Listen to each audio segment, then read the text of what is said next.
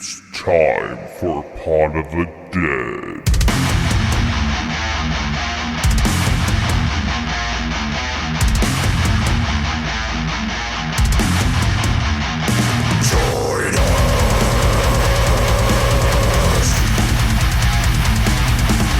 Yeah, I really can't wait for this. So, all right, let's get into it. Let's just get into it. All right. Okay. All right. Hello, welcome to Pod of the Dead. I'm your host Nicholas, and with me, as always, are two ghosts that have just shown up on the podcast. We got Tasha and Stephanie.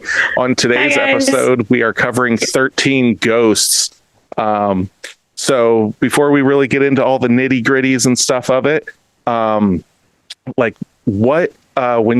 when this movie came up and everything, this was a listener request. Who was that a request from, Tasha? Chris Handshoe requested this movie. Chris Handshoe. I need to see you in my office. But what do you guys think you're getting into when seeing 13 Ghosts?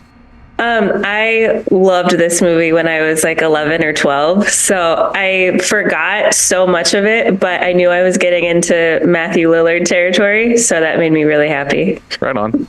Yeah. I kind of in Tasha's same way. Like, I loved this movie when we were kids, like when it came out. This came out like in the late 90s. And I think it was 2001. Oh, 2001. Okay, so it was in that same area. So yeah, watched that when I was younger. Loved it. Rewatched it over and over and over again. And then I would say in like the last year, maybe, I put it on and I didn't actually pay attention to it, but it was like in the background for a little while. So I have a decent experience with this movie. And Matthew Lillard is always fun to watch regardless what he's in. Yeah. Even if it's a great movie or a bad movie, he's just entertaining in itself. So I was excited to see it again just to get a different perspective because it's been a while. Mm-hmm. Yeah, it's shocking that you say, Tasha, that you watched this a lot, like when you were 11 and stuff, because this is my first time seeing this. This was a movie that I watched a lot with Sam at the campground. Oh, okay. I remember having the VHS of this that we would watch on rainy days. VHS of this? Either we did or Sam did. I know I watched this movie a lot. Okay. See, now, okay. Judging a book on its cover and stuff, I'd never seen this. I was very, very familiar with it. I'd seen the movies that came out around the time that are kind of like siblings of it or whatever. So this movie was made by a production company or whatever called Dark Castle. And that's ominous. they were like basically not charged with, but like what their whole point was, they were making remakes of these older horror films and making them at their time.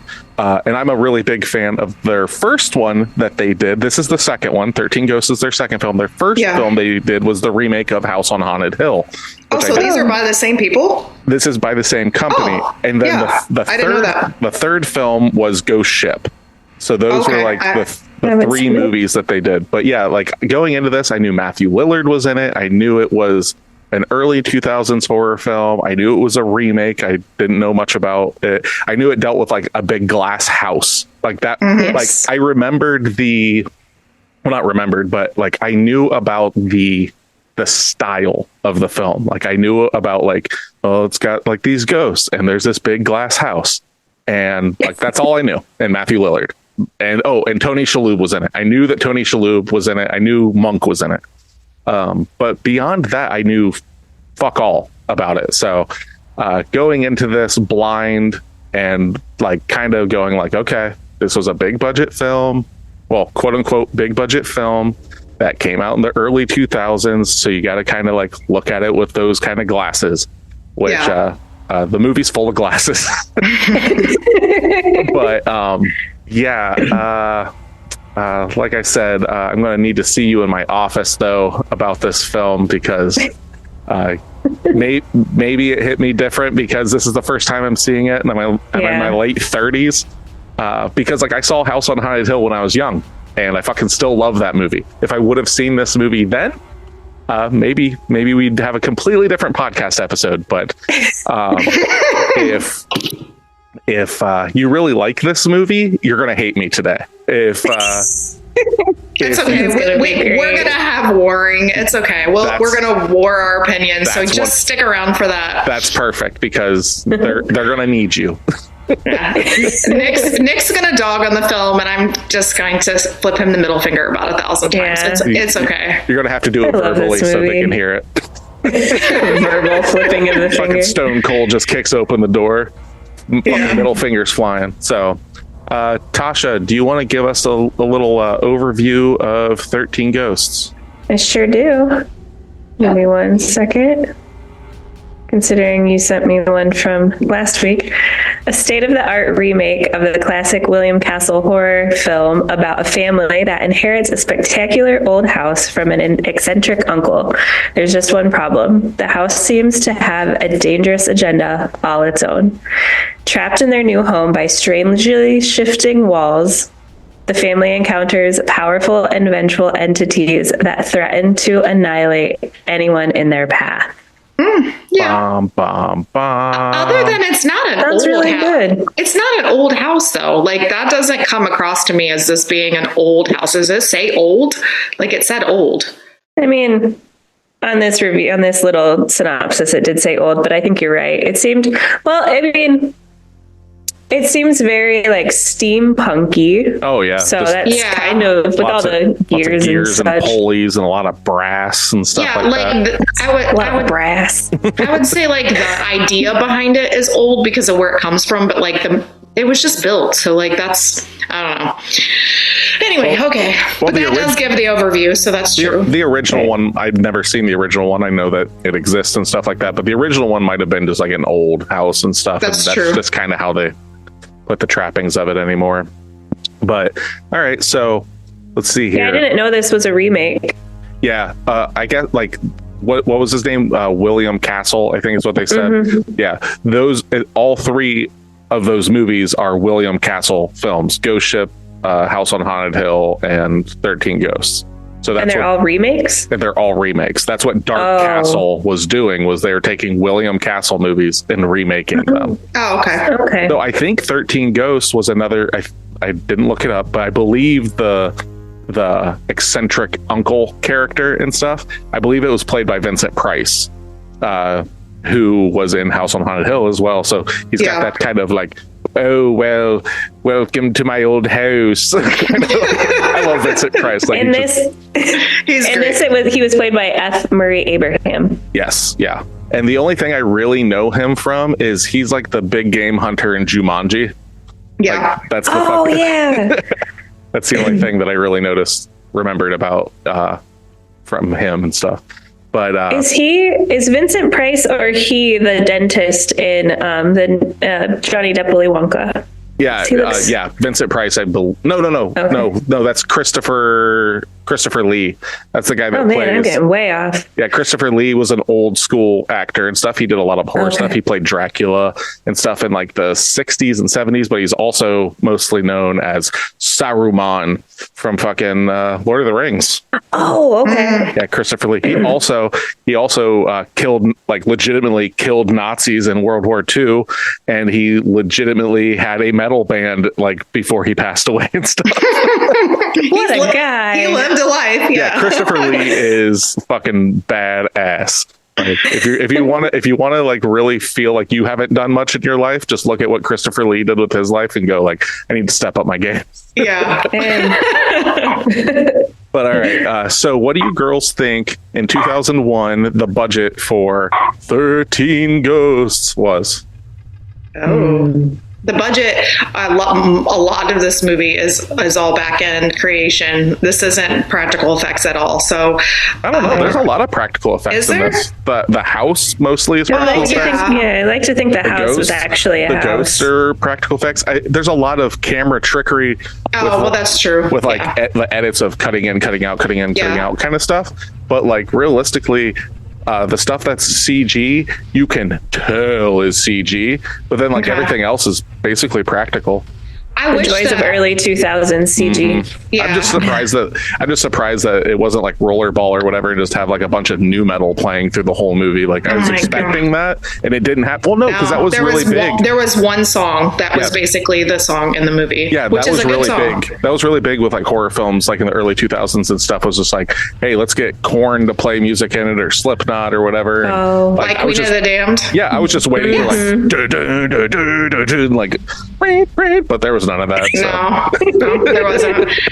I wish that because we had to rent this movie because it's not on anything at this point, and we don't own it, and Nick is definitely not down with owning it, as according to him now. But I wish we had all like the extra features for this, because it would have been cool to see how they created this film, including like all the ghosts and stuff, because part of the ghosts were, but some of them were really, really well created, and so I'm curious to see how much of that was like, actually added, or if it was like legitimately made by designers and makeup people. Yeah. So. All right, so that budget, what do you got?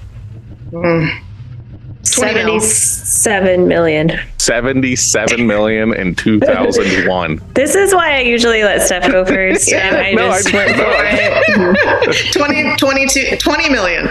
$20 million. You guys are both so wrong. Well, then we're way above. We lost. No, you guys are like really? actually way below and way above. Like, so we're like at 40? Is that what we're at? Yeah, $42 million was its budget. That's really high, but okay. This was made by like Warner Brothers and Universal, or Warner Brothers and Columbia. So they had but big I know budgets. It was Warner Brothers, and there was another one that I saw like in the opening that I was like, oh shit, there's actually two like big name companies involved in this. Okay. But so yeah, for $42 million, this came out October 26, 2001. Okay. So they actually brought a horror movie out at the right time of the year. Correct. It came out right before Halloween. Yes, congratulations. How much do you think it made for its domestic gross? 240. $240 million. So you think? Hold on. You think this movie made $250 million? I think that this movie is of its time, and it was popular because of all the other movies that had come out that were part of this like grouping. And I just remember seeing this movie a lot as a kid, so I think it was super popular. All right. Yeah. What do you got, Tasha? Yeah. Thank you, Tasha. Nick's over here like, fuck you guys. This movie sucks. It doesn't deserve to make $1. No, it's not bad at all. You just think that it made $250 million. I'm going to say slightly less. We'll go with 135 million.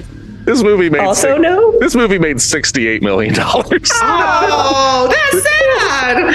After its marketing campaign and stuff, it actually lost money. Oh, wow. That's sad. Shocking. Yeah. I'm really surprised by that. I saw this movie. It isn't shocking. That's not But true. you didn't see it in 2001. That's the difference. True. Right. So Tasha's right. The weekend that it came out, it actually was second in the box office for its weekend. It made $15 million its opening weekend. It was second behind the Kevin Spacey movie K-Pax. If anybody remembers that, he was like an alien or some shit like that. Yeah, I saw it. I don't remember a damn thing about it though.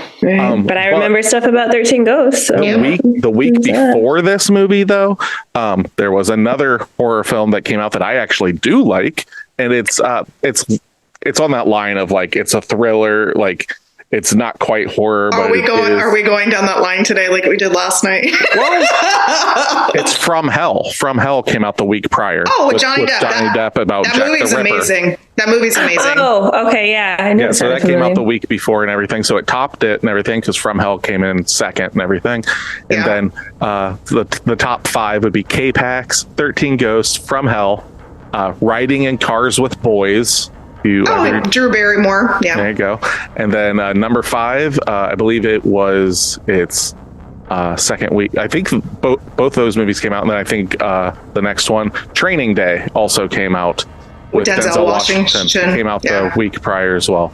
So interesting week for movies or kind of like week or two. Was that the same year that Lord of the Rings came out, like 2 months later? The first one? 2001 would have been, roughly around the same time as the first one. Yeah, I think so. I'm going to look it up because I'm like, I'm thinking about like Stephanie back then. What kind of movies was I watching? Was I going to the theater regularly? I know I didn't see this in the theater, but I remember watching it a lot. And I know I saw pretty much I was like a big movie fan back then. So we didn't have social media like we do now. So that was what we did. Get out of your cave there, old lady. Back in my day. It's true, though. It is the year that the first Lord of the Rings came out. That's what I thought. Yeah. But for the year, for 2001, it was the third highest grossing horror film that came out that year. Okay. So for 2013, The Others came out. Wait, 2013. 2013. Sorry, 2001. 2001. What the fuck? Okay. Oh, 13 Ghosts. Sorry, that's my brain. Okay. Yeah. 2001, The Others came out, and then I remember that. That's with the Australian lady, Tom Cruise's ex-wife. Yeah, Nicole Kidman. She's the main actress in that. Yeah. Yep. And then Scary Movie 2 came out. Of course it did. 13 Ghosts, From Hell, Valentine. Brotherhood of the Wolf. John Carpenter's Ghosts of Mars. Never seen that either. No, but you've never seen that? Oh, we already know. Other than The Thing and fucking vampires, I've never seen a John Carpenter film. I don't even think I've seen the original Halloween. So I am definitely not well. Bones came out that year, which is Snoop Dogg as a vampire. Oh, yeah. I don't think I've seen that, but I've seen the front cover of that. Yeah. And then The Forsaken, which I'm not familiar with. And that's a vampire movie too, I think, or a witch movie. Session 9 came out, and that one's actually pretty decent. It did horrible in the box office, but it's actually a pretty cool movie. It's got can't remember his name, but the guy from CSI that always puts the sunglasses on, and it's like, oh, I know who you're talking about. Redheaded guy. He's in that. It's a cool movie. But yeah, so 2001, in my opinion, not a great year for horror. No, but great year for other movies. Probably not horror. And out of all of those, I would say that From Hell is probably the best out of all of those. Yeah, I agree. Yeah, like I said, Session 9 is pretty good. From Hell's not bad. And I don't remember if I've seen The Others or not. That wasn't bad. I know the movie. Like, I already know the quote unquote twist to it and stuff. So that might be why I never watched it. But it is what it is. So let's see here. We do have a listener question posed to us from Larry Martin.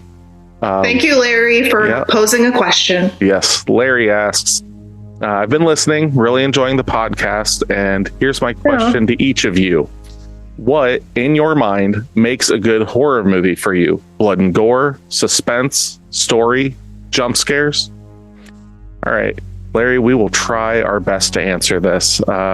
We will start with Stephanie. What do you got? Oh, what the fuck? Okay.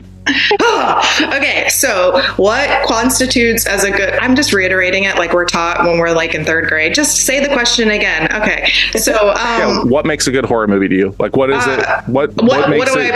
I like gore. Gore is my jam. I love gore in horror movies. I think that's just... It makes it fun. Yeah, I really do. And I don't know if that just comes back to my love of like vampires and all of that. I don't know. I love vampire horror movies. They're my favorite.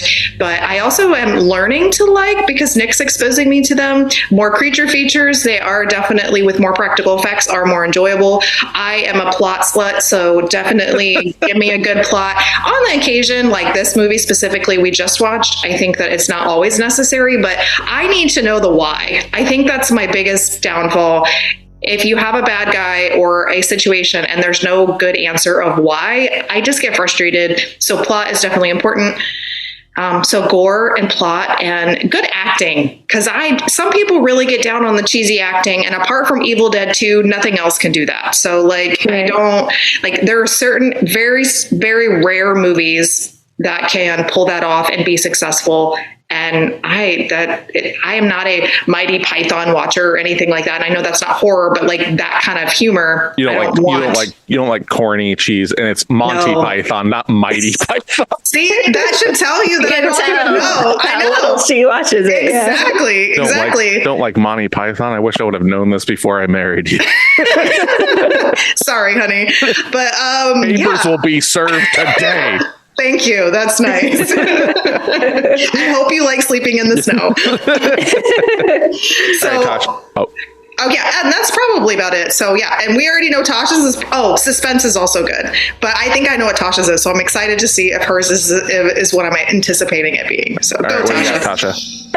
So when it comes to a good horror movie, suspense and like the twisty turny psychological components are definitely my favorite. I can take or leave the gore. If there's too much of it, I just get taken out of the whole scene. It gets boring to me. But a really good, quick, well-intended, like intentional gore is like top notch.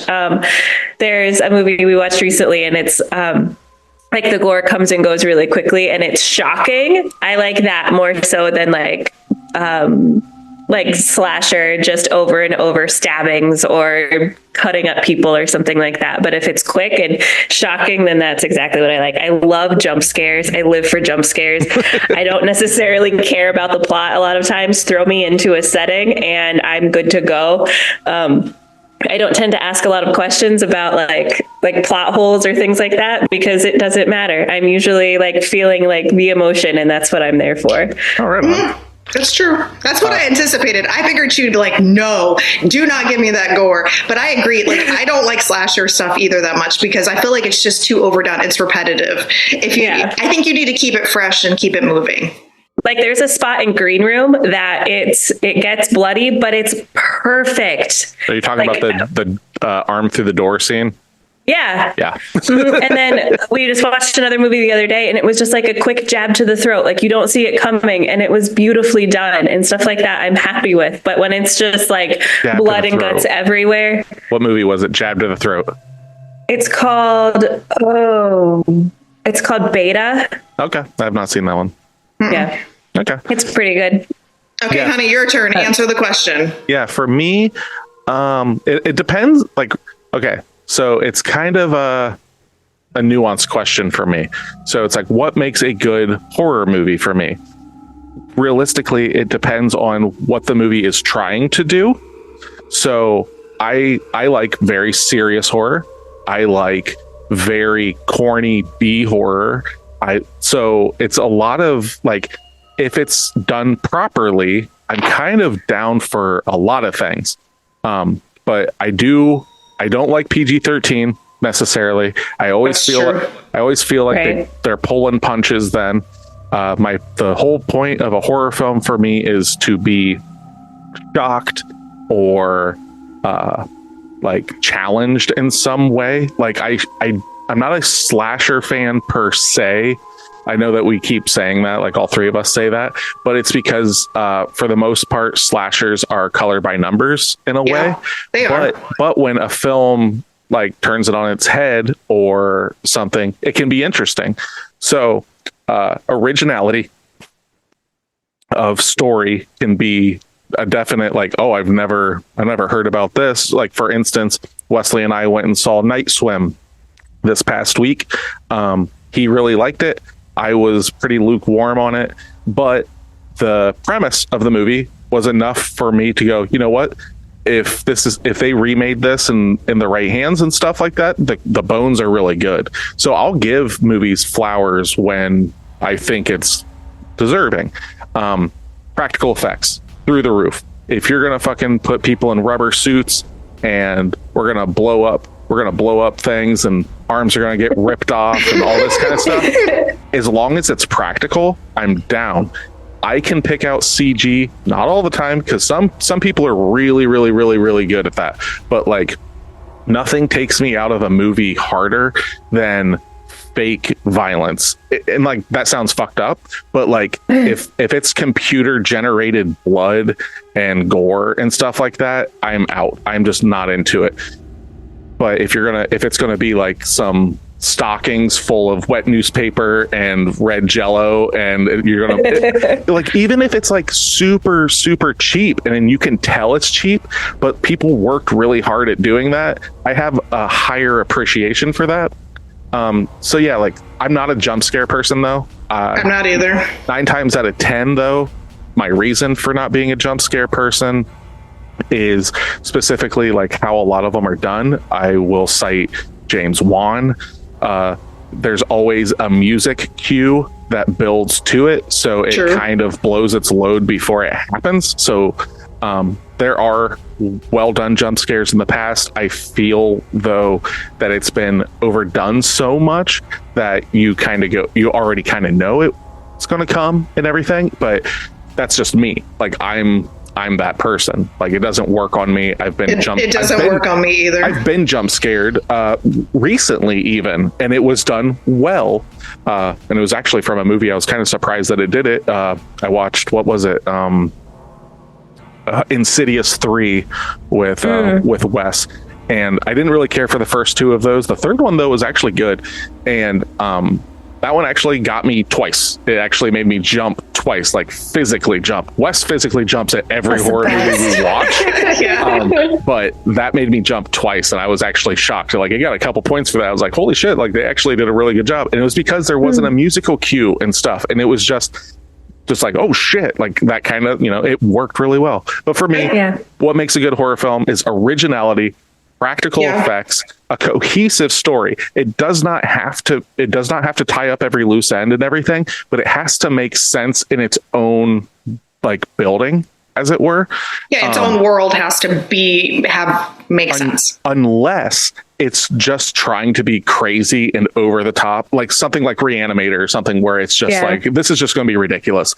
But that movie still makes sense in its world, even though it's ridiculous. But what I'm saying is, like, going into that movie, like in the first like 5-10 minutes, like, oh, this movie is not going to be a serious movie. So knowing that, I can just be like, okay, like, I'm not going to be so critical of this film. But when a movie is trying to be really serious and stuff like that, and it just fucking misses on it nonstop, I have a real hard time with that. So that's where I was saying, like, it depends on what the movie is attempting to be or whatever.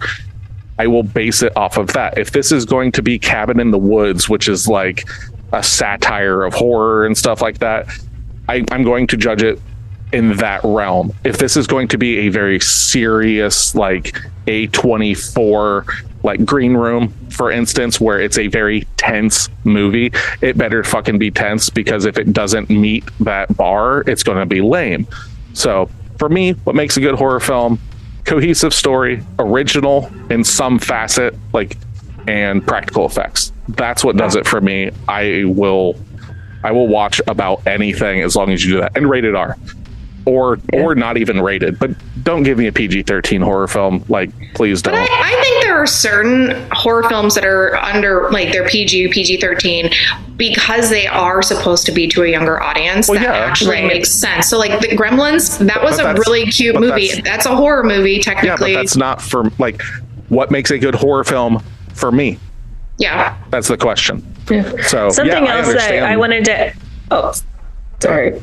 Something else I wanted to add to mine is having a cast that aren't, like, the cast members aren't known in a lot of things. I don't like being able to recognize a lot of the cast members, because then that takes me out of it. I want to be in it with them. So having unknown people do it really helps with that. Correct. Yeah. And so, like, in this film, with knowing, like, actually, like, Shannon Elizabeth's in it, like, it's actually a pretty, like, for, like, B tier status, like, star-studded cast.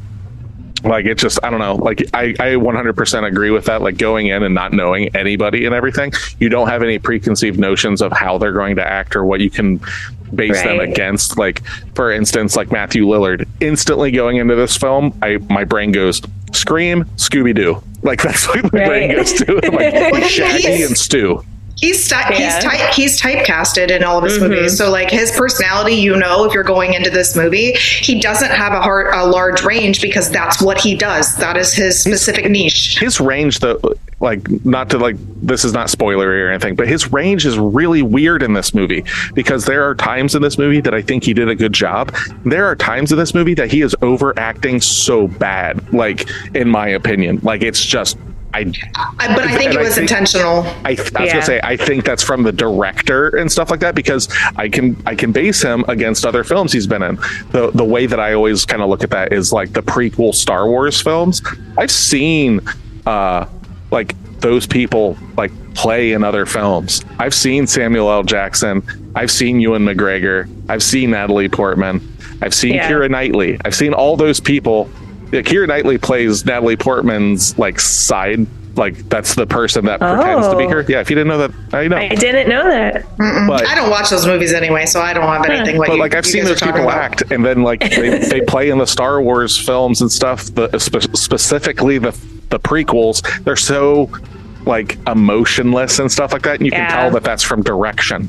Like these people are fucking great actors, and George Lucas can suck all of my dick. Them. Like, I don't mind Star Wars, but people need to get off their fucking high horses on that shit. Just watch The Mandalorian, and that's all you need. Yeah, Mandalorian's fucking great. Yeah. Star Wars is what it is. I mean, it's not for everybody. It's one of those things that came out of a certain time. It's the same thing about Kiss. People fucking put Kiss up on a pedestal, and it's because they fucking put face paint on, and they came out in the 70s, and there weren't any other options. Well, you're talking about originality, and I think that's what a lot of that brings. Star Wars is original, Kiss is original, and so they're bringing something to the world. Star Wars is a bastardized ripoff of fucking Dune, and everyone knows it. With Star Wars, they just started to like beat a dead horse. Oh, that's what they've definitely gotten to. It's just a cash cow. So the originals, the original ones were. I mean, he created an entire universe. Yeah. But now it's just kind of perpetuating. Wife. There's a lot of that kind of stuff that I really don't fucking like about George Lucas. So. I didn't know that. Anyway, this isn't a podcast about Star Wars. Yeah, there's going to be a game episode about Nick being wrong about Star Wars, but still not liking it. Yeah. I mean, I like it. I've just got a bad relationship with Star Wars. Anyway. Okay. On to our reviews. Yeah, so... I have one correction. The movie I was referring to isn't beta. It's called The Beta Test. Oh, okay. Okay. Right on. All right. So what are we doing first? Are you wanting the 1 star today because it would align with your feelings? Hold the fucking door. Whatever Nick wants. What the fuck are you talking about? You got something to say over there, Tasha? She already said it. I said what I needed to say. The floor's all yours. Come on, come get some. No, okay, but no. This is a movie club. From at the end of the episode, like the last 5-10 minutes or so, we'll tell you what we're going to watch for listen to. Yes, shut the fuck up. We're going to tell you what we're going to watch for next week's episode and stuff. So beyond this point is spoiler territory. If you have not seen 13 Ghosts and you want to see it, the two ladies over here, they like it. We didn't say that. Well, they like it more than me. Yes, there we go. That's pretty obvious. Yes. So don't take my word as gospel on it. But if you have seen it, stick around and listen to me be wrong the whole time. Yes, always. And hopefully this goes well. So 13 Ghosts. So if you want to be a part of our club, you can find us at facebook.com/podofthedead or else on Instagram at pod_of_the_dead or on TikTok at podofthedead. If you want to email us any questions, any complaints, or movie recommendations, you can email us at podofthedead666@gmail.com.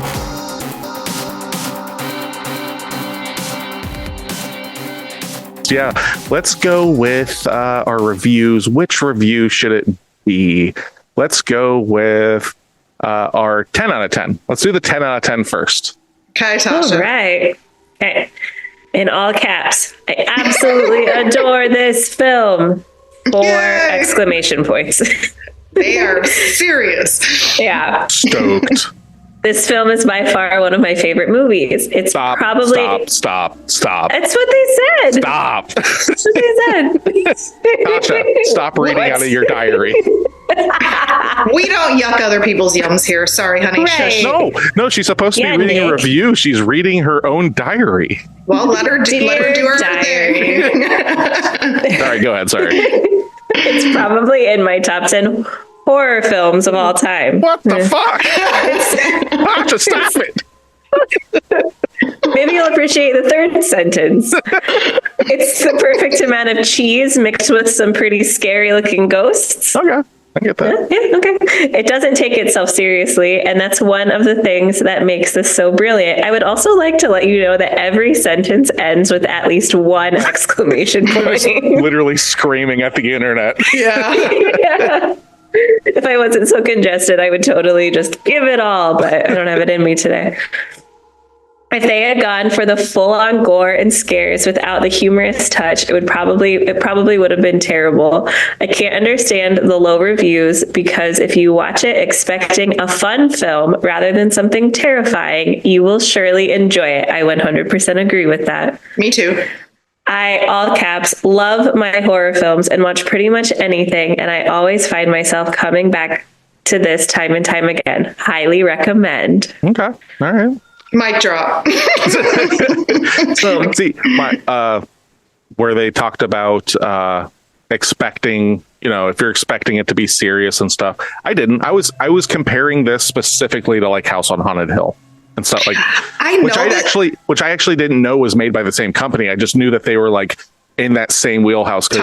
Yeah, Steph and I had talked about like, House on Haunted Hill, 13 Ghosts, and The Haunting. Like those 3 movies for some reason like kind of revolve around each other.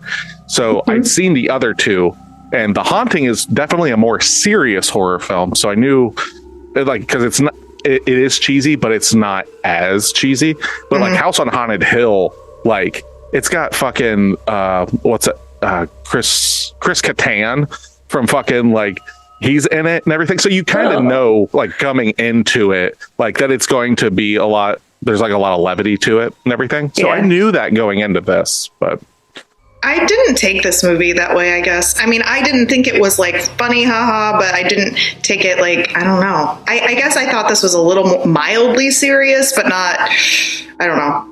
I didn't take it as a fun movie, that's for sure. No. But knowing that Matthew Lillard's in it, I knew that there was going to be some like sarcasm and some like, what's the word? Yeah, just like some sarcasm attached to it and some like lack of seriousness tied to it. Well, between him and the lady who's supposed to be the babysitter in this movie, they were adding that like levity to a serious plot. I think that was like what you were getting out of it. So, but I did not go into this thinking or watching it being like, this is a funny movie or whatever. I felt too serious for that, in my personal opinion. So, all right, we're on to the 1 out of 10. Let's see. My people. This is pretty long. So, okay. As they are. Yeah. They always are so angry. They are. Where Tasha's 10 out of 10 reviews, they get a lot of punctuation. You get a lot of words with the 1 out of 10.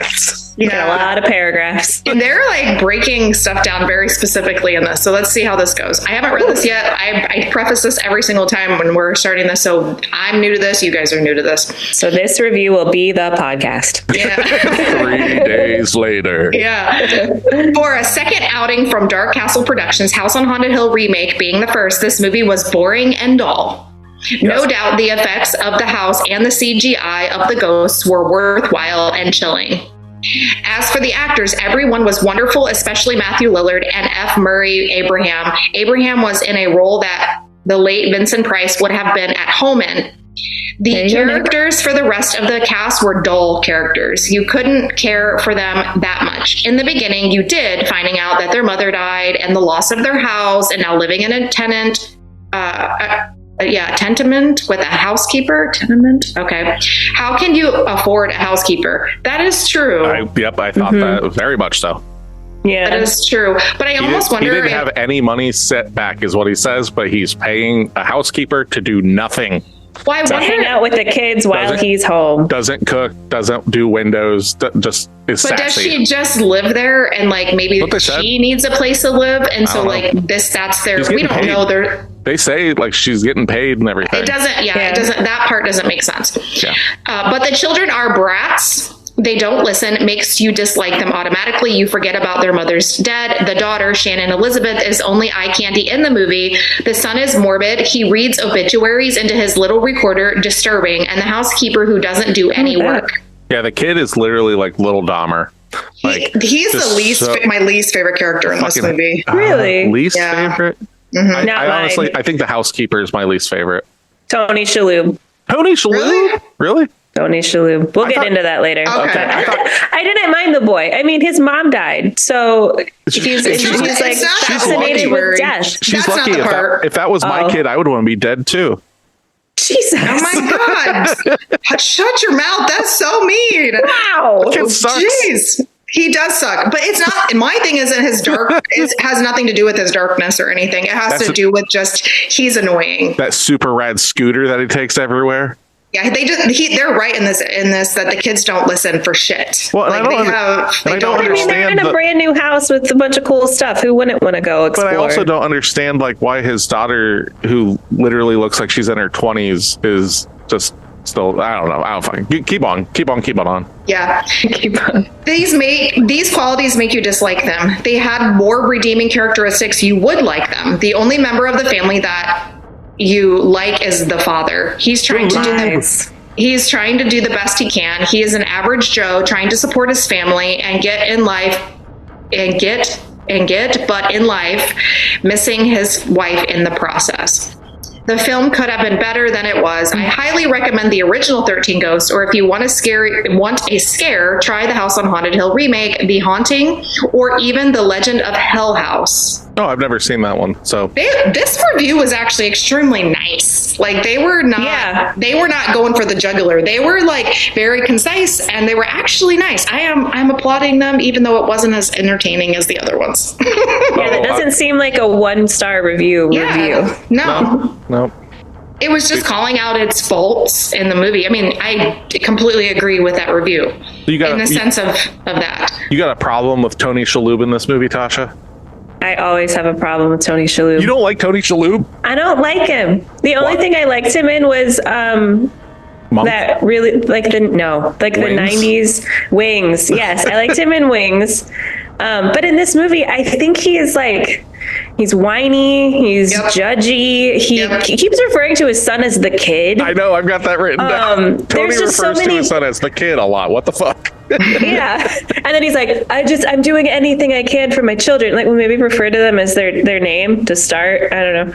But yeah, through the whole movie, I think he's kind of overacting in some cases, but if he's not overacting and that's his character, I wouldn't want to be friends with him.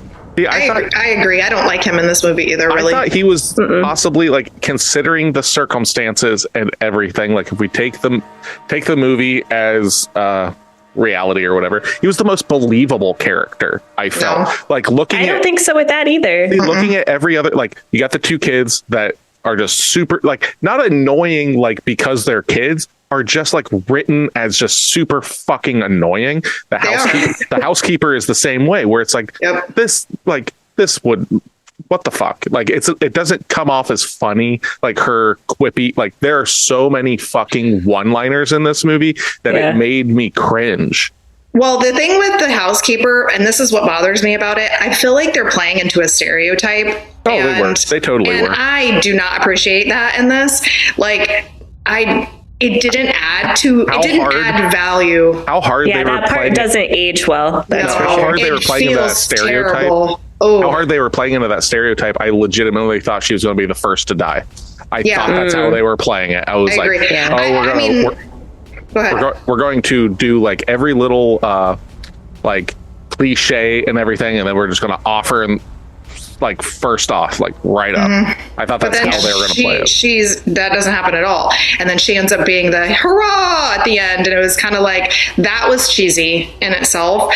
But It's a movie and it was entertaining. That's the way I look at it. And I love the way this movie starts. Like, it's one of my favorite ways to have a movie start. I think it's very entertaining and it draws you in immediately into the storyline. Yeah. I think if it would have kept that energy through the movie, it would have been more entertaining. But the fact that it starts off with like this, like, basically like almost like Resident Evil level like action scene of like fucking this ghost like fucking everybody up in this was it junkyard and stuff. Yeah. I was like, oh, all right, okay, this is interesting. And like, you know, you get a little bit of Matthew Lillard in there and everything, and it's like, okay. But then it gears so far down to like basically just like watching Tony Shalhoub's life around him fade away and all this stuff. And I liked that. Did you like that? Yeah, I liked how they did that with the credits, because then you're not watching it. It's giving you a synopsis in a quick way instead of having like 5 scenes of it happening. Yeah, I get that, but what I'm saying is like you've got like this like literal bombastic thing, and it never gets to that point ever again in the film.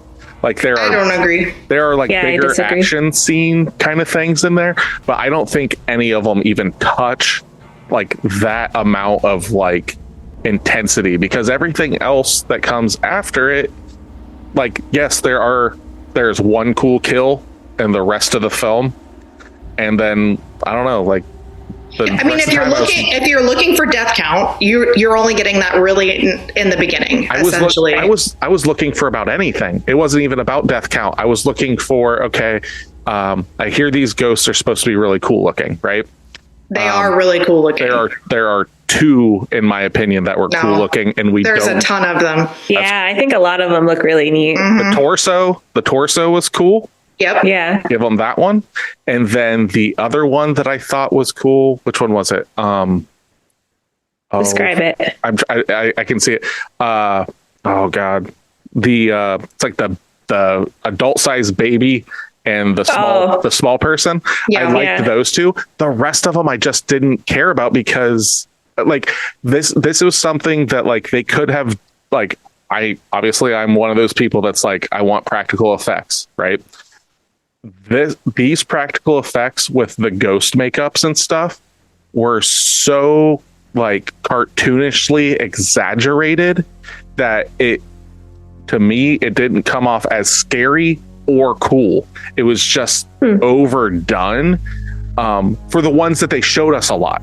Like the ones that you didn't see a lot were the more interesting ones, I thought, like the little boy with like the arrow through his head and stuff like that. I don't like that one. That was boring.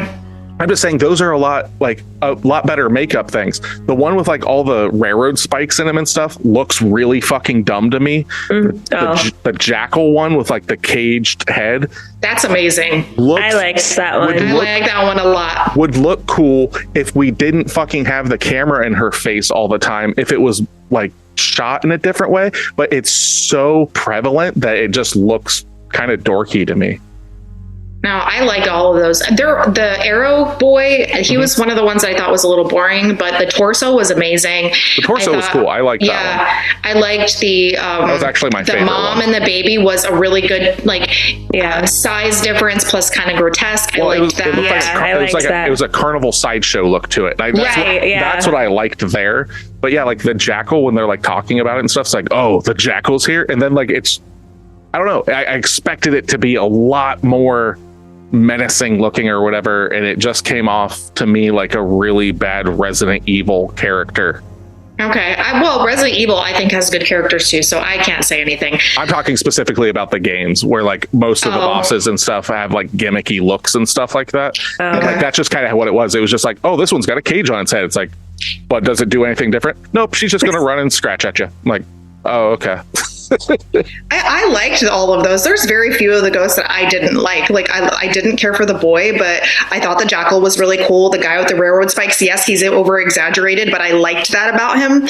Right, me too. I liked the prince, which he's with the baseball bat. I really liked his interactions, and I loved, and I don't know why I loved this, the creepy naked woman that's like supposed to be the princess or whatever they called her. Yeah. I loved the scene when we finally get into the house and the daughter's in the bathroom, and then there's just blood all over the bathroom, and on the floor it says "I'm sorry," and then she's in there like bathing in the tub, which is full of blood. But from her perspective as the ghost versus like the human part, I love that scene, and I really like that ghost just because she's very interesting. I like her face. I like her face and stuff, but like, and obviously I'm not a prude or anything, but like, she's like nude and she's got like these large lacerations on her and stuff, and those just they don't look good to me.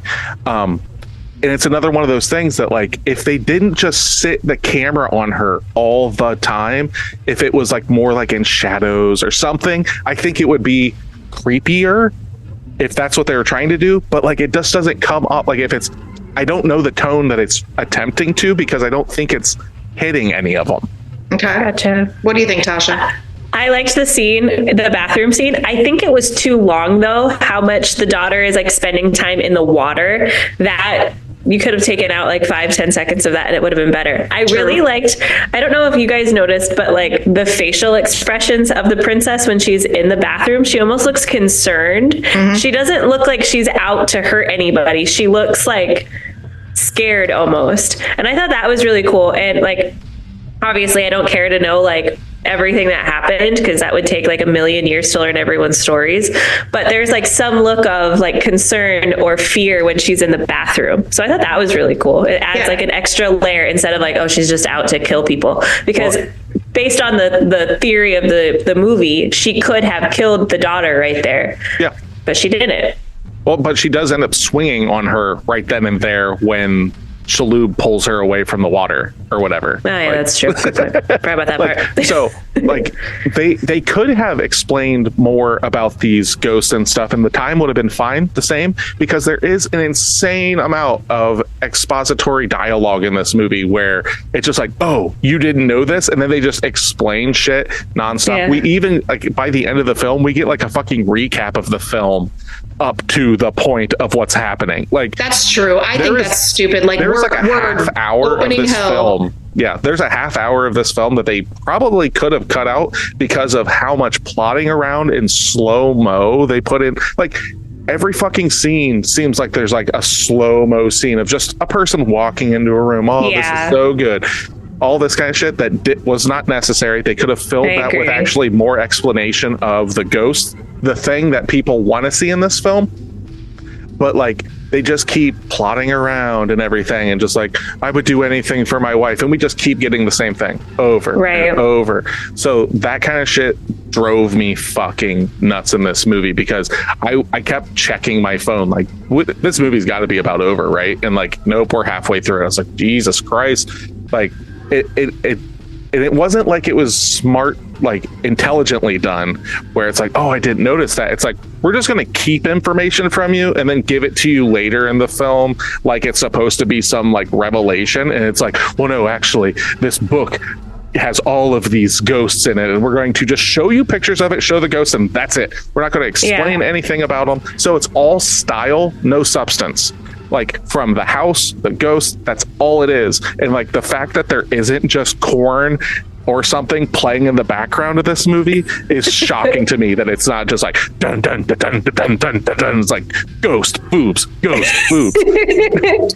Without corn, though, it is a very loud movie. Yeah, it is. I think I wasn't a huge fan of that. No. It was like jarring with all of the like the background noises and then just like jarring sounds. And maybe it's because I've seen it a million times. I bet when I was younger that got me and like spooked me, but now it's just like added noise that I didn't necessarily need. Yeah. But I would have liked, like you said, I would have liked to have a little bit more, I guess, about the ghosts, because they come from such vast like timelines, like the pilgrim versus the prince versus can we talk about the widow for a second? Yeah. Which one's the widow? The mom, and she's not the widow. Oh. I really had a hard part with that one. Oh, I thought the burn victim, the mom. It's something like the wounded widow or something like that. It was her widow. title. It was. I think it was like the something lover. Something lover. Yeah. Yeah. Oh, okay. Then I just misunderstood. No, but when I heard that bothered me. Yeah, no, it's something about lover. It's like it might very well be the scorched lover. or something to that extent. Yeah, the other one that was good in this was the Juggernaut. I liked his character in this. Like, we see him in the beginning, and then we see him again later on, and he kind of destroys. And I liked the way he looked in this.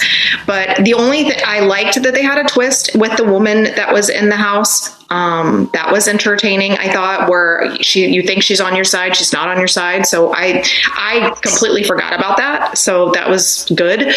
But yeah, this movie, I just like it because you get to watch the ghosts. Like, yeah, I agree. Like, them walking through this house and getting like familiar with it and all of that just seems like filler when we could just get to know these ghosts a little bit more and have more backstory and relationship with them specifically. Because this is my argument with any movie that's like spending too much time talking about the humans when we aren't here to watch the humans. We're here to watch the extra entities, whether that be monsters or whatever it is, aliens, whatever. And this movie does spend a little bit too much time on the backstory, and I don't like that. But I love Matthew Lillard's character in this. It's amazing. Considering like what they do show at times. So the coolest scene in this movie is when the lawyer gets vertically bisected by glass. Yes, so good. That is cool. That is cool as fuck. So we know that this movie can, and by its ratings, can be visceral. It can be violent and stuff like that.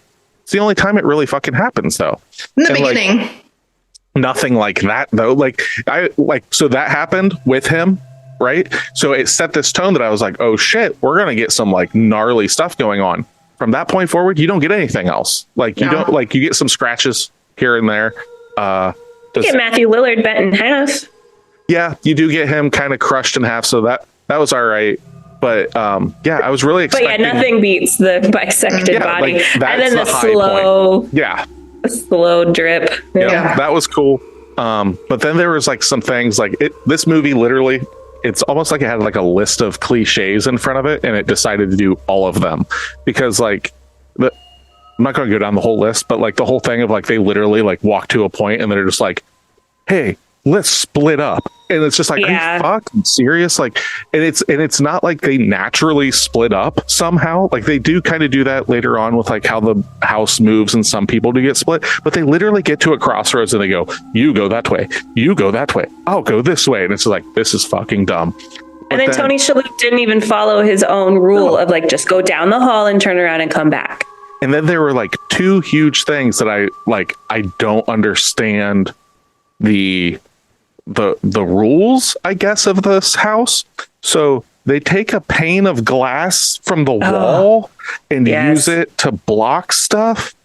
So you can do that to any of the walls, or what? They're really lucky that no ghost came from behind them. Yeah, very confused there. And then secondly, I think it's like right around that time when they're like downstairs and they're trying to like climb up to get to the other room and stuff, and there's a ghost like chasing them down, and one of them's climbing up, but then Tony Shalhoub's still stuck downstairs, and they miraculously save him and pull him out. There's nothing blocking that ghost from coming up after them. Why does it not? Why does it not go up after? Like, do these ghosts? Are they only not able to fly? They just fucking walk around and they need stairs and elevators. Like, there's just a lot of that kind of stuff. And I was like, I don't understand like the laws or rules that they're trying to build in here. But the wall thing makes sense to me because it's supposed to be used as a shield, essentially. Because it has writing on it to help. I understand what they're using it for. I just don't understand. Like, how are you able? Like, they were just like, I know what we'll do, and they just pulled a sheet of glass off the wall, and it's like. So could have you just pulled, like, instead of having to traverse this place and things are closing on you, could you just pull the glass down and fucking walk through? Like, what was so special about that? Like, I understand that you probably couldn't just pull it off the wall and go out of the building, but maybe you could because the one lady was like, oh, the place shifted and that's how I got in here. Dude, and everything. That drove me nuts. How she just wandered in. It's closed now. Don't worry about it. Like, that's the word. I don't think she was being honest, though, because she's the bad guy in this. So I think she was lying. I think she was there the whole time, just like the other dude. I think they were both there. Oh, good point. I get that, but it is shifting and stuff. And like, if you're able to just take the panes of glass down with no tools or anything, because you can't break them with chairs, but you can just pull them out of their sockets. Like, I was just really fucking... Was it one of the doors? Did he just take it off its hinges? No, they just like point and they just fucking have it.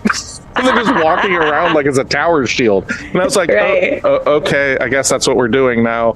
And then Shaloub gets cornered in it while Lillard gets fucking killed. It's no, Matthew Lillard.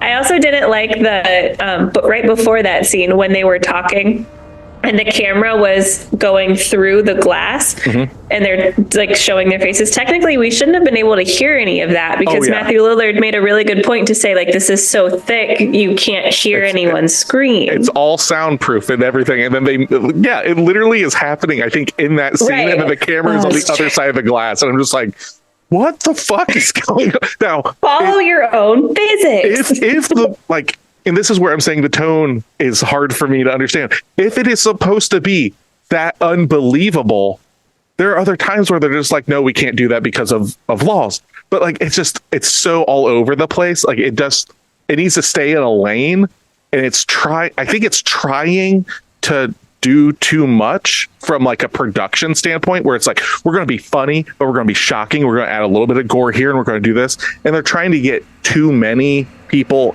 into the theater to watch it. But by doing so, you don't do anything well. You just do a lot of things.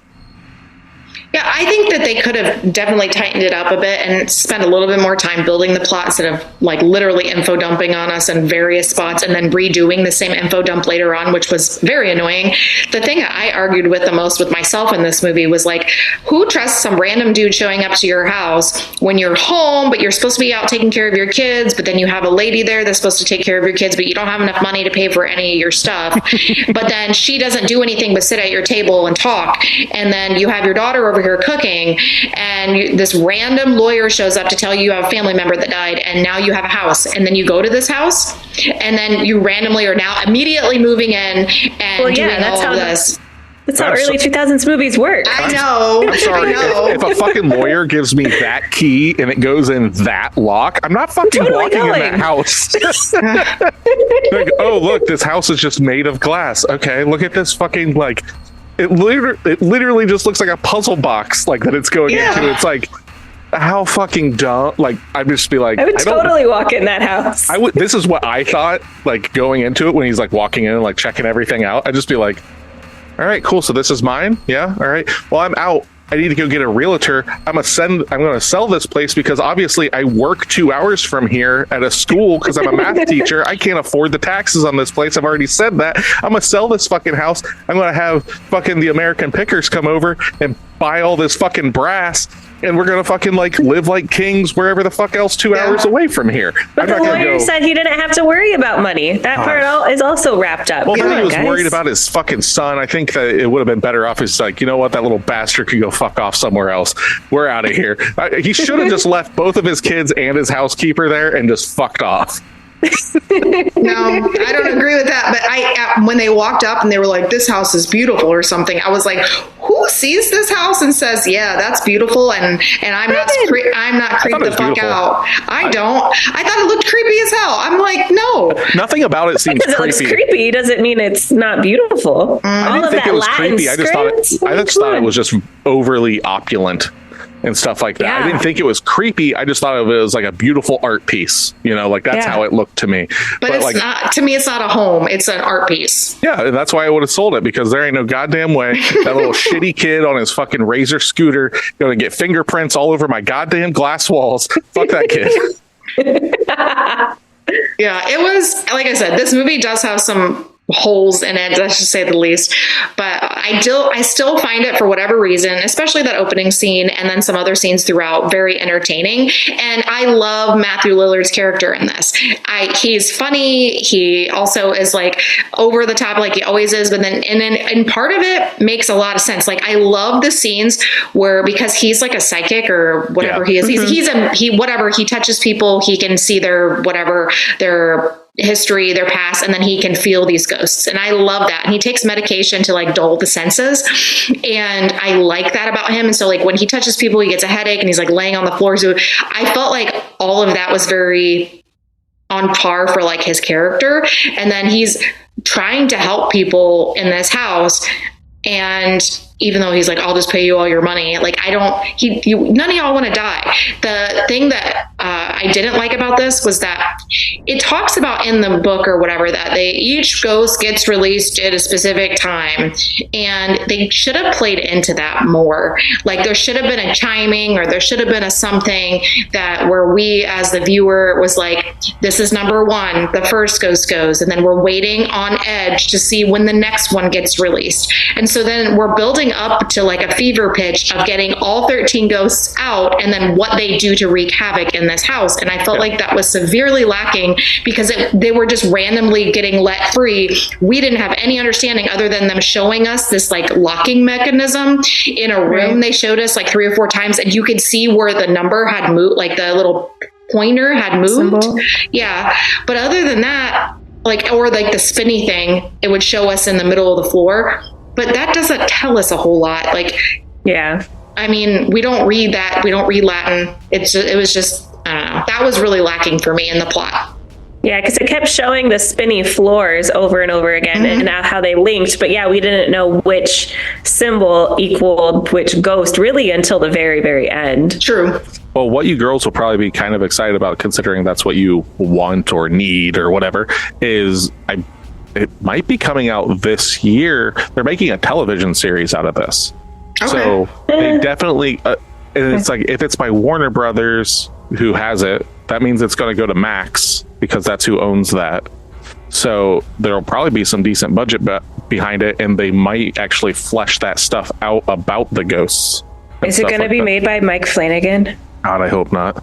This is like right up his alley, though. He's at Amazon. House with ghosts. Could it have a mirror? But the Fall of the House of Usher was supposed to be his last series on Netflix. Maybe it's because he's pivoting over to Max to do 13 Ghosts. No, keep your pants on. He's already working there. Sorry. Right, sorry to burst your bubble. I got very excited. Keep your pants on, Tasha. But no, but like, okay, there's just a couple more things that I have to say about this movie, and I'll stop dogging on it. First off, love is the most powerful energy. That's how you can stop this. It was so that's such lazy writing. Yeah. That whole premise was dumb. Yes, I didn't like that part. Yeah. But then also they don't explain at all these fucking 3M safety glasses with little lights on the side and how they work. But like, you wear them, like, so this is what I understand with how it should work, right? You wear these, you can see the ghosts, right? That's it.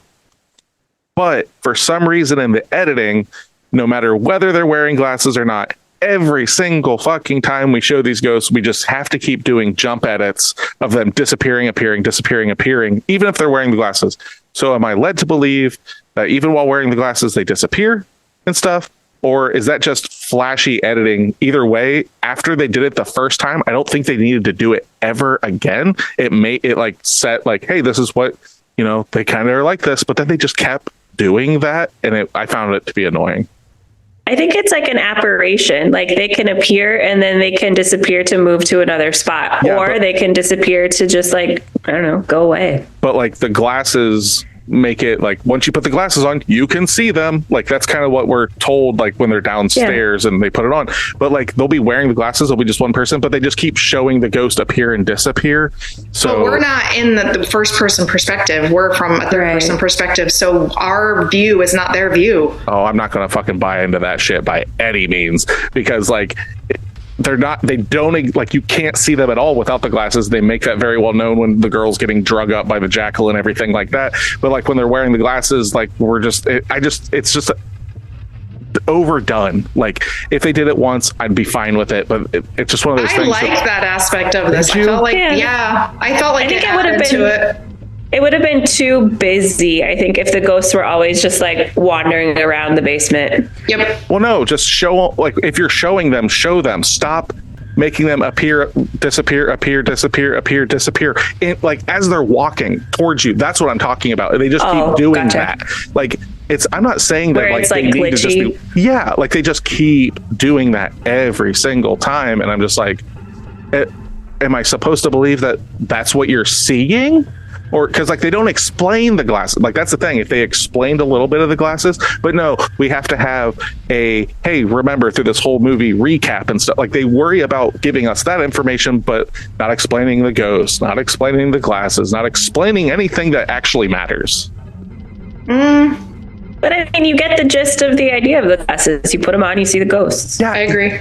Yeah, you get the gist, but like then they just do stupid editing shit. And I fucking hate this movie. God damn it. There you go. It was just a new like technique that Warner Brothers figured out, and they just wanted to do it a bunch in the movie. That is Yeah, just leave it at 100%. that. That is definitely like I said with like the cliche stuff. It's like we found out these things. We're just going to do it all the way into the ground. Right. You know. Right. So there's two things in this movie. One, I want to get your guys' perspective on because I still am struggling with the understanding of this piece. And the other one is, I'm just going to say it now because it irritated the fuck out of me. And I feel this way about most of our movies that we watch that end up this way. It ends too clean. Everybody basically walks out, other than Matthew Lillard's character and then the bad guys. All the family does survive. I fucking hate movies that end that way. And I know that sounds terrible. It's like you want people to have a bad ending. No, I don't. I want it to be more realistic. If you're fucking fighting with 13 ghosts in a house, that you're other than just getting your back scratched a few times, literally, that you end up with something bad happens to you, but nothing fucking bad happens to them. From the ghosts specifically, because like the intro aside, because I don't count that as body count realistically, because that's just like fireworks at the very beginning, right? Yeah. So like once we get into the narrative, the only two people that die by ghost are, well, is it two? Three. There are only three people that die by ghost. It's Matthew Lillard's character. Oh no! Hold on. The lawyer doesn't get killed by the ghost, does he? Like the door just shuts on him. There's four people who die. Yeah, he gets backed into a door. Yeah, so by he doesn't a ghost, but he's not technically killed by a ghost. So we've got the house owner gets thrown into the Oculus Inferum machine and gets blown apart. Right. So there's one, and then.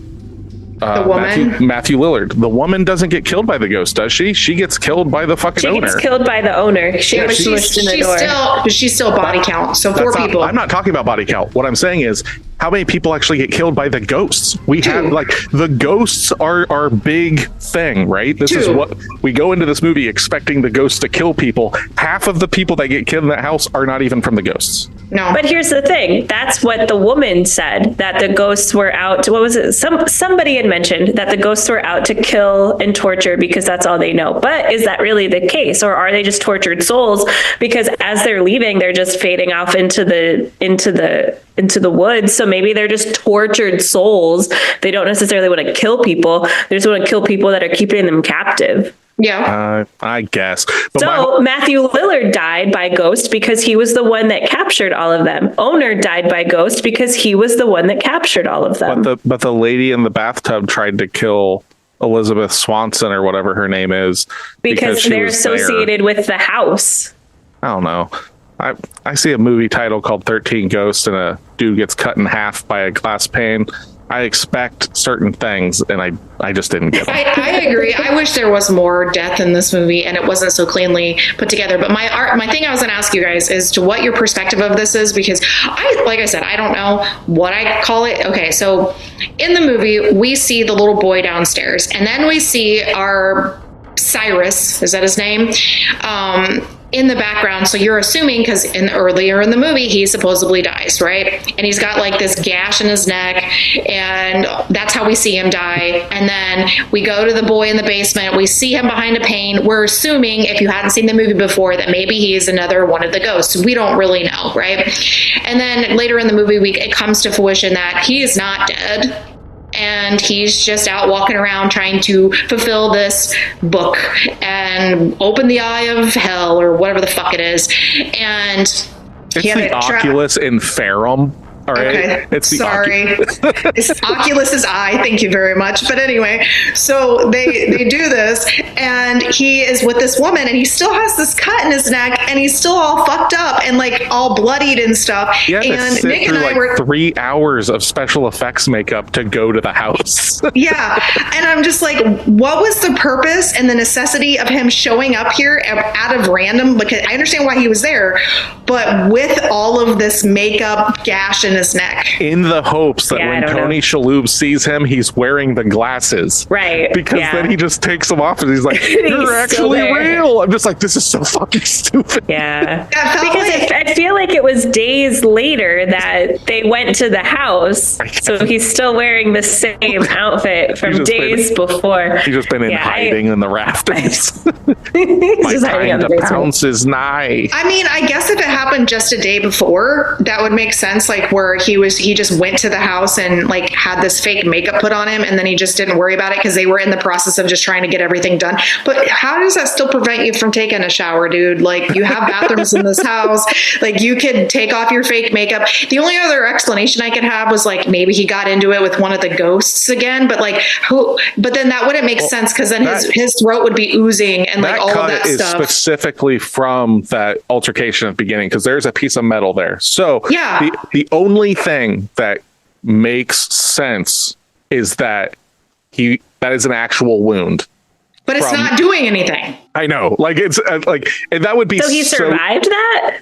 There's two options. That it was either faked, right? I'm going with that. So then he sat through special effects makeup to have Tony Shalhoub with glasses on see him, or it actually happened. Like those are the only two options. But if it actually happened, then that throws everything. So that motherfucker sat then you through take the makeup. glasses off, and he's still alive. Yeah, that Or dude then literally. So I don't what know. that movie is telling us is that motherfucker sat through makeup. Yeah. Yeah, well, like his death at the end, in the beginning of the movie, was just like setting it up with the woman and like showing that like who, though? he's dead. All the people that are there, Matthew Lillard was there. A lot of people were there, so it was like, oh, well, he's dead. Us. It was like saying, yeah, he's dead. But So like now we the have lady to. is on his side and everything there. Yeah, so she's probably part of that. She might have the guy that laid down like that was dead that she was with. Maybe she killed him, and maybe it wasn't because of the Juggernaut. God. Because like The you twists and turns. don't see him kill over in that area. You see him like folding a person's body into a car. You see was him cool. I forgot splashing about blood. that. That was kinda Yeah, like I love when they drive through and they're like egging this fucking giant guy up who does look like an old mechanic, and they're spraying blood all over these cars. I fucking love that. Now I have a huge problem with their blood in this movie. It's too colored. It's colored. It looks like water. It's too thin. It needs to be thicker and stuff. So yeah, I agree. Yeah, and it is, and the color's not right, but like I'm okay with that. I'm okay with the color being off. It's just the viscosity needed to be there. Yeah. It literally looked like if that blood splashed on a window, it would just run off. It looks like red Kool-Aid. But if you're shooting it through a sprinkler system, you probably need to thin it out a little bit. Otherwise, it'll clog the holes. Yeah, we don't want to have to deal with all that. Yeah, Tasha's right. Have you ever had to clean a sprinkler that's full of blood? It's just the shits, man. You don't want to do it. Yeah, Thin that shit out. Yeah, ask the people who run the movie Blade. They'll tell you because they have to put it in sprinklers every day. But that blood actually looks good. Like that blood looks good as fuck. That's true. But yeah, so I was just trying to figure out like what the purpose of this guy wearing this thing on his neck and like why it was still necessary for us to see him in the same clothes with the same cut at the end of the movie. Yeah. It doesn't make any fucking sense. That part, and then the daughter just magically wandering off were my two biggest concerns in this movie. Yeah. Where she's just like, he turns around and she's gone. I don't understand that. I don't understand that at all. Well, yeah, because like he like tells all of them, the housekeeper and his kids, like, you guys just stay right here. You know, I'm gonna fucking go with the attorney. You know, I'll be right back. He walks out of the room. Mind you, this house is made of glass. And they like look at each other with like cheeky looks, and they're just like, well, let's go cause problems. Well, that part doesn't bother me. Should have just kicked them all in the dick right then and there. Oh my God. That part doesn't bother me. It's after she gets attacked by the jackal and she's like in pain with dad, and then Tony Shalhoub's doing something, and then he turns and she's gone. But I don't think she ran away. I think the guy came and kidnapped her, like he kidnapped the boy and then put them in that middle thing. Oh. But the problem with that is that ages later. Yeah, but he probably kidnapped her, put her in a place with the boy and her, and like kept them tied up or whatever. But the only thing that makes no sense with that is that how could you not heard her? Wouldn't she be struggling? Wouldn't there have been some kind of noise? They were like she would have right next to each other. Yeah, I know. So I don't think she randomly wandered off. I think my assumption is she was kidnapped, because we never see her again after that until the end of the movie. Now, the Oculus and Ferrum, like the big machine thing that they had like in there, that's like the big gyroscopic kind of thing and everything. Super cool. You think it does? I think it looks pretty good. Okay. I don't think it's great, but I think it's good. This is my thing with it. I saw it and I was like, this looks fucking familiar. This looks so familiar. Oh. You go back just to 97, the movie Event Horizon. Okay, I don't know if you've ever seen it. It's got Sam Neill and Lawrence Fishburne in it. And it's like this, it's basically like a haunted house in space kind of thing. And there's this machine inside this spaceship that basically it's like this black matter device. It causes, like, it can open up black holes and shit like that. And that's how this spaceship flies. It's the exact fucking look. Really? Yeah. So like, that's why I was just like, this looks too fucking familiar. And I was like, well, maybe I gave it the benefit of the doubt. I was like, well, maybe they came out really close together and it's just a happenstance. It was fucking like 4 years before. And I was like, I think somebody saw somebody's homework and was just like, that looks cool. Let's just do this. I mean, I guess I could see the resemblance.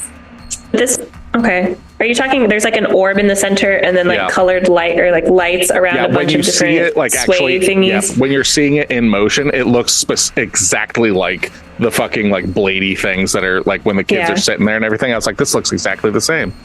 Yeah, so. They definitely took some creative liberty from that. I'll give you that much. Now, granted, there might have been something before Event Horizon. I'm not saying that, whatever, but I was just like, that kind of tampered it a little bit. Like, I was just like, oh, okay, wait, hold on. This seems a little too familiar. So I had to kind of dig it. I was like, it's almost too, what's the word? It's not a coincidence, I don't feel. So gotcha. I thought you were talking about I really like the gear part of it too, not necessarily the floor. And with the budget, I wish that were real and not CG.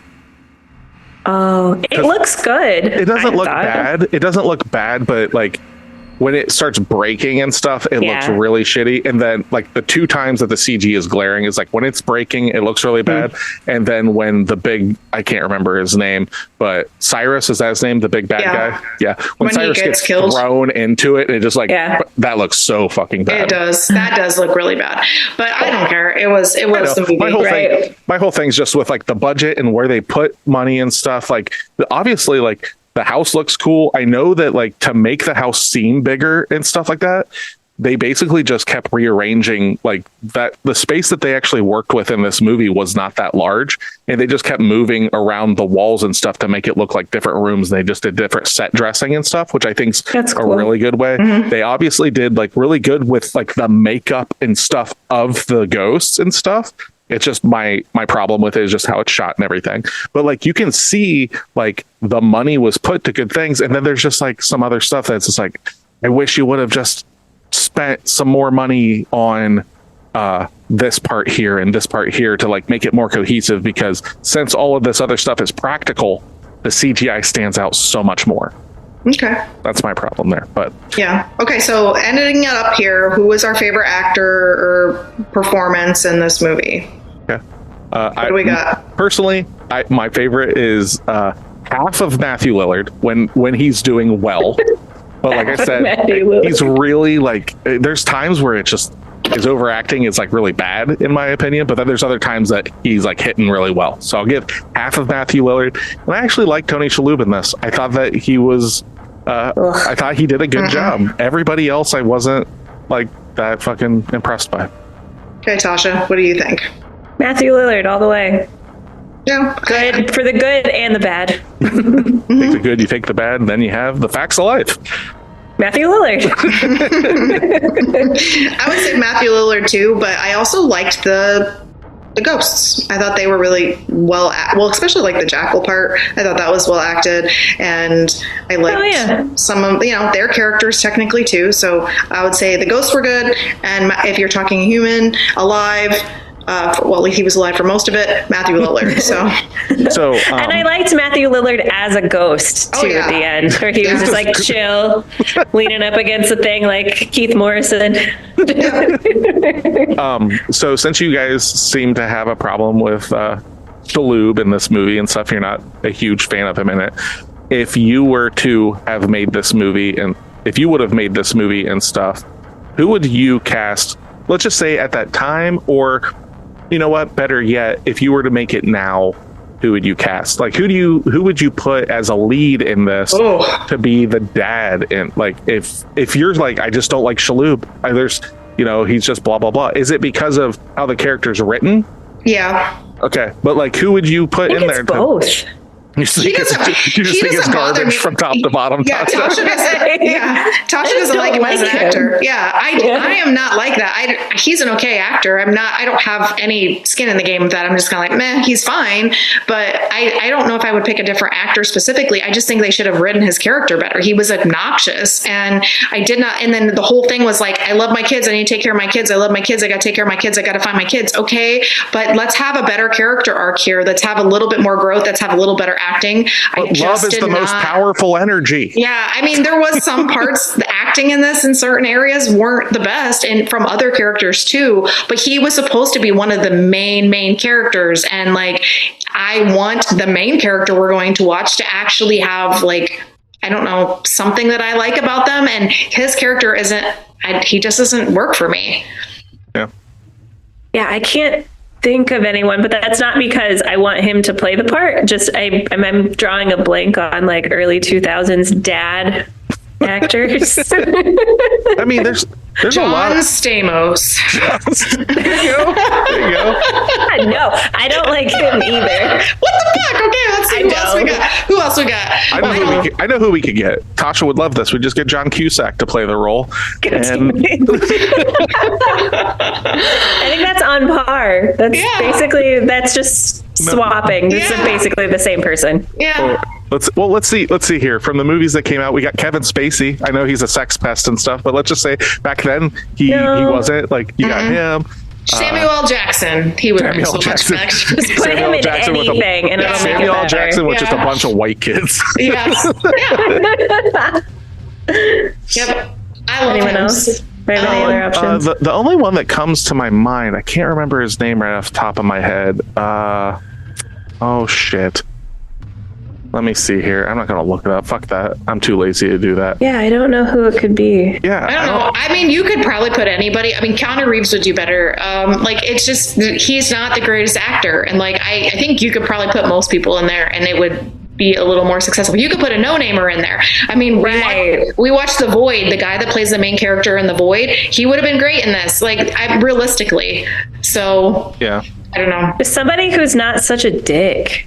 You think he's a dick? Yeah, he's just like whiny and judgy and just kind of like irritated all the time. And I think like maybe I didn't notice that so much because I was annoyed by other characters. So like when I'm saying I like him, it's in comparison to the others. Gotcha. So you were right on par. Like you felt his annoyance. Oh no, his annoyance was justified. I don't think that he was like winning any awards or anything. Like, I'm not like, oh my God, he was so good in it. But it's like, he didn't annoy me as much as damn near everybody else in this film. So it's a low bar for him to be like, yeah, I won I got first place. It's like, slow down, kid. Like, yeah, you won. Good job.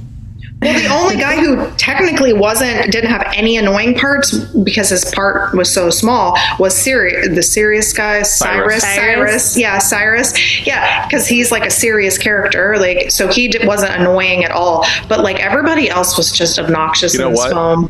you could just take the guy that played the attorney and make him the dad. I don't fucking care. Don't fucking matter. But he has like that. I liked they brought him in because he has like that creepy look. Like he definitely. I really liked that. He looked like a Nazi youth kind of guy. Like he was blonde hair, blue eyed, fucking just what like the fuck? That's what they are. Get a little defensive over there. Put your hand down. Stop that. No, but like he just had that look. He looked like, like that fucking look that like you see him and you're like, there's something bad about this guy. Yeah, it's his eyes were creepy eyes and they were really light blue, like a lighter blue, and I think that's what definitely sold it a little bit more. And the fact that he was using like the like, was it like Winamp player for like all the videos and stuff with the super ooky spooky background and stuff like that when he was showing them and everything, I was just like, wow, this takes me back. But all right. Rating time. Yeah, let's do you guys just want me to get mine out of the way? Sure. Because you guys, I think, will be nicer and stuff. Who said for us to watch this movie? Chris Hanshoe. Chris Hanshoe. How do you know Chris? Tasha. Chris is actually a friend of mine. Okay. Would you like to defend him right now? He's a good guy. Okay, he means Chris, well. Chris, I heard he actually I texted him last night when I was watching it and he was like, you guys are going to tear this apart. So he kind of like knew going into this that it might not go super well. That's cool. My fear, honestly, was like, this is kind of my fear a lot with, when someone's like, hey, I really like this, check it out or something, is that I'm going to upset them. And that's not my intention with this kind of stuff. But Chris, I feel personally hurt that I had to sit through this movie. This was an hour and a half that I will never get back. It's okay. Nick made us sit through 1408, so it's all right. Exactly. There are many movies that the tables are now turned. This is exciting. The turntables have turned. Yeah. The turntables have turned. But no, like I'm not pissed about it. Like now I can just mark it off the list. I have seen it and I'm never going to watch this again. Like I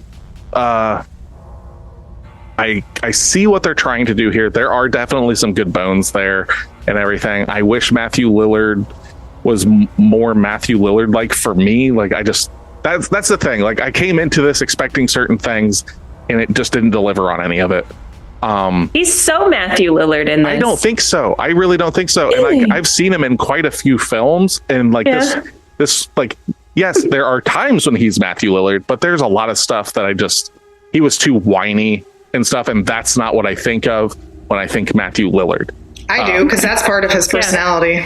Not in this. Anyway, my review. We're reviewing your review. I know, but like, there's that. The kids are really fucking annoying, and not like it'd be different if the kids were annoying and they fucking got killed.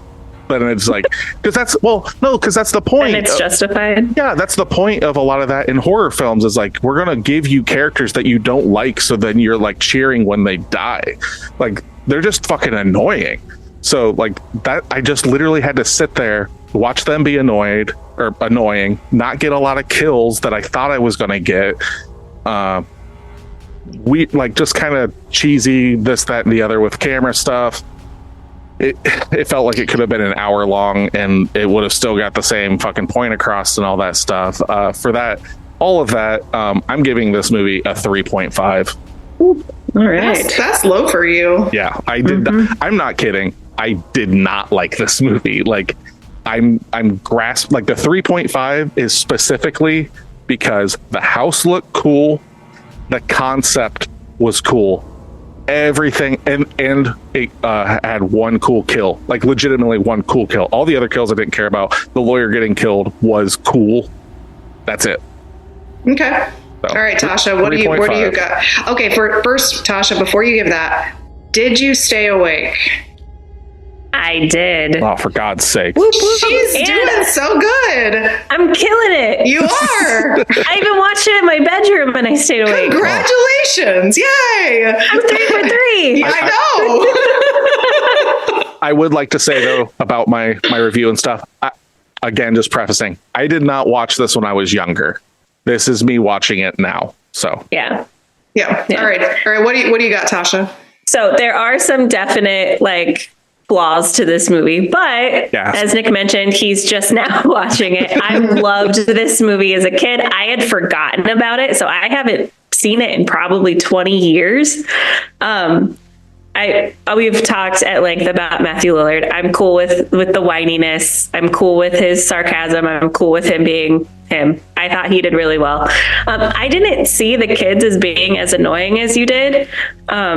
I mean, they played their parts. I thought some of this kids, though, so maybe you're more used to kids being annoying. That's true. That's true. Fair. You genuinely probably like kids. We don't genuinely like kids. Okay. All right. Well, there's that. Would you agree, honey? Yeah, I love the kids that I'm attached to family-wise. Like, I love like our kids and I love Wyatt. Every other kid, though, realistically, I more than likely just don't fucking like. Okay. Okay, that's fair. Well, then there's that. Yeah. I have a bias towards just kids in general. I am a hateful old man. I will say a lot of the scenes could have been shortened. So that was one where it was just, I was kind of getting bored, which I think if I would have watched it at a different time of day, I probably would have fallen asleep. But I was so excited to kind of remember this movie as I watched it. For all of that, and then for everything else I've said, I'm actually going to give this a 6. I do plan on watching it again. Oh my God. Tasha, be nice to yourself. I liked it. Good. I'm glad that you liked it. It's one of those movies that like you could turn on and just have it on in the background and pop in, or you know, just watch it while I'm reading a book or on my phone or whatever and pop in and out. I probably wouldn't watch it at length. But I think for somebody who wants to watch like a 2000s movie, this one is like creme de la creme. It fits that. Yeah, I agree. So I'm giving it a 6. That's my relationship with House on Haunted Hill. So I understand that. Like I just my relationship with House on Haunted Hill is similar to that too.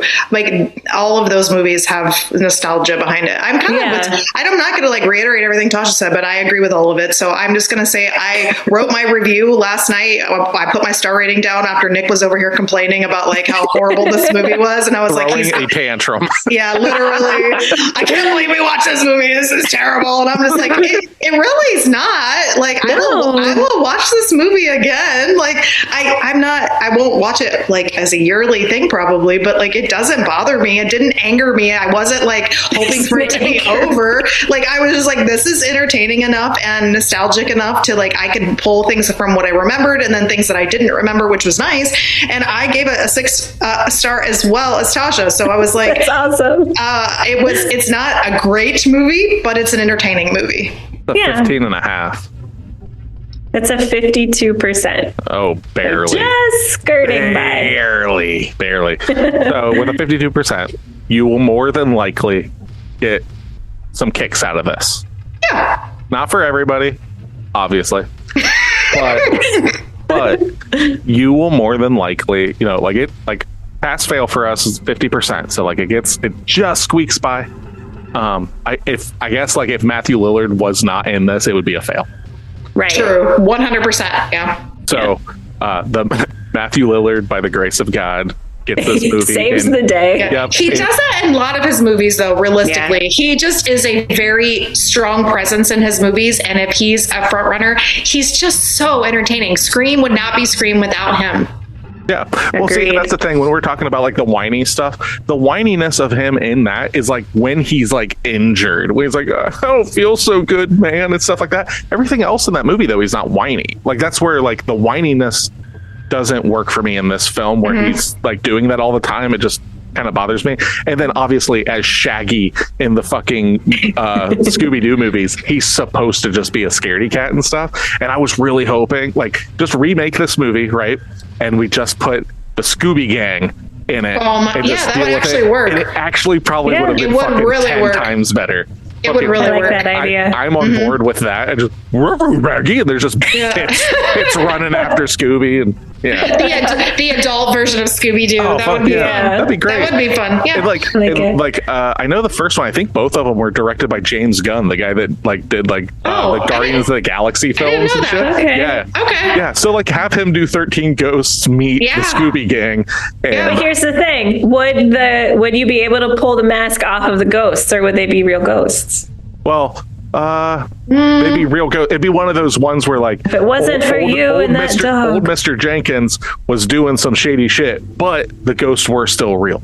I like it. Well, it's the adult version of it, so the adult version can have real ghosts. Yeah, and they could pull the mask off of somebody, and it's Tony Shalhoub under it, and you'd be like, "God damn it, Tony Shalhoub! Get out of my movie!" But all right, so hey, it's movie club. So for next week, we are going to be watching. I believe this is a Stephanie pick.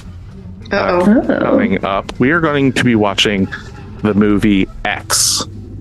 Oh, yeah. All right. Yeah. Oh, yeah. We're going to preface this by saying, if you look up what this movie is, don't watch this with your children. It is a pornographic-esque movie, so just going into that, understanding that. Yep. You'll notice this from the trailers and stuff. It is a slasher film. Lightly slasher. Yeah. Directed by Ty West. This is the first part of a trilogy. So there's X. After that comes Pearl.